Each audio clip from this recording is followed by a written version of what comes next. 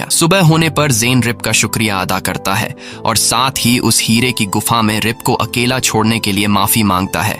लेकिन रिप कहता है कि तुमने उस वक्त बिल्कुल सही फैसला लिया था। मेरा सच में यही प्लान था कि मैं तुम्हें वापस ले जाकर इनाम लूंगा और तुम्हारे चीते को बेचकर पैसे कमाऊंगा ताकि मैं अपने परिवार के लिए कुछ पैसे ले जा सकूं। लेकिन फिर मुझे ख्याल आया कि मैं शुरू से ही धोखे और गलत रास्ते से पैसे कमाता था, जिस वजह से मैं जेल चला गया। लेकिन जब तुमने मुझे उस गुफा में अकेला छोड़ा तब मुझे अपनी गलती का एहसास हुआ, और जब मैंने तुम्हारी बहादुरी और हिम्मत देखी कि तुम इतनी छोटी उम्र में भी एक जानवर के लिए अपनी जान खतरे में डाल रहे हो, तब मैंने ठान लिया कि आज के बाद मैं कोई भी गलत काम नहीं करूंगा। ये सब सुनकर जेन को रिप पर थोड़ा भरोसा हो गया। रिप ने वादा किया कि मैं डूमा को उसके घर तक ले जाने में तुम्हारी मदद करूंगा, और तभी इन दोनों को जंगल में 2 हिरण दिखाई देते हैं। जेन ने डूमा को उन हिरणों के पीछे दौड़कर पकड़ने को कहा, लेकिन चीता अभी तक शिकार करना सीख नहीं पाया था, इसलिए वह 2 हिरण डूमा के हाथ से निकल जाते हैं। ये देखकर जेन और रिप काफी मायूस हो जाते हैं क्योंकि इन दोनों को काफी भूख लगी थी। शाम होने पर उन्होंने जंगल के एक हिस्से में रोशनी देखी जहाँ कुछ टूरिस्ट कैंपिंग करने आए थे, जिसे देखकर रिप और जेन के दिमाग में एक आइडिया आता है,